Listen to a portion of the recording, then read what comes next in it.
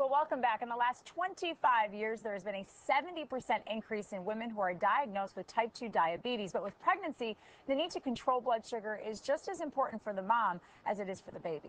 Gestational diabetes is just one of the conditions they take care of at the Aurora Maternal Metabolic Center.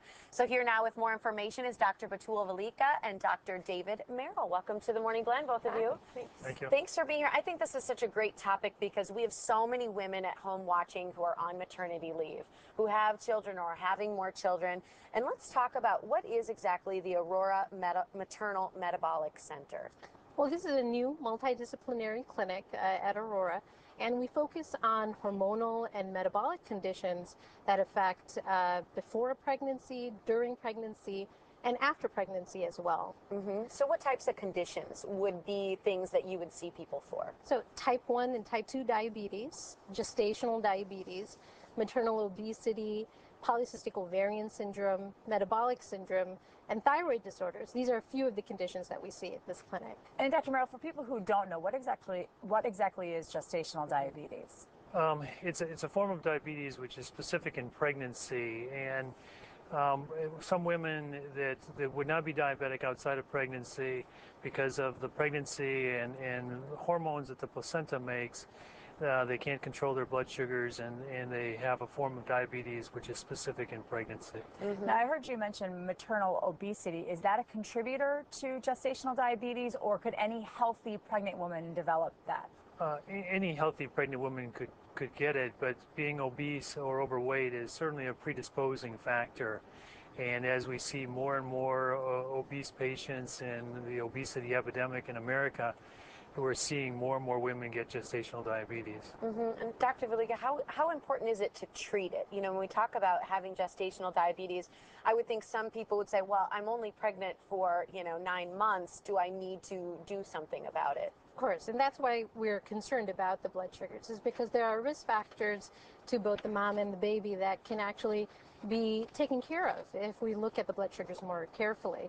So the risk factors include, to the mom, a higher incidence of high blood pressure, or a condition we call preeclampsia, difficulties with the delivery, and higher risk of infections. But for the baby, also we have complications that can include immaturity of the organs, again, complications at delivery, and then possible stay in the intensive care unit for the baby. If there's someone at home listening and they are home on maternity leave and they've maybe felt a little off, or they've worried that something could be, not feeling correct with their pregnancy, are there any symptoms that they can be aware of for gestational diabetes? Well, the fact is that all pregnancies are screened for this condition. Okay. So again, with the hormones that are secreted during pregnancy, there is a natural rise in what we call insulin resistance. And only when the blood sugars cross a certain threshold, that's when it's concerning for providers. Then we check the blood sugars a little bit more frequently. That test that we test for that crossing for the blood sugars is called the oral glucose tolerance test. Okay. And a lot of your viewers might be familiar with it. It's that orange sugary drink that you're given in pregnancy, and then they're tested for blood sugars before and after. And if that test shows abnormalities, that's when we're concerned. So, you can be rest assured that at least your physician is checking you for this condition. Dr. Merrill, obviously any woman who's expecting a child is very careful about what they eat, the medicines that they take. There's so many things that you cannot take. How do you treat this condition? Well, the sort of the mainstay of therapy is diet. And so when somebody's diagnosed with it, we have them meet with diabetic educators. They're put on a special diet, and they're given about a week period of time to see if their blood sugars can be controlled just with the diet. If they're unable to control it with the diet, then some women have to go on to take insulin injections to help control their blood sugars.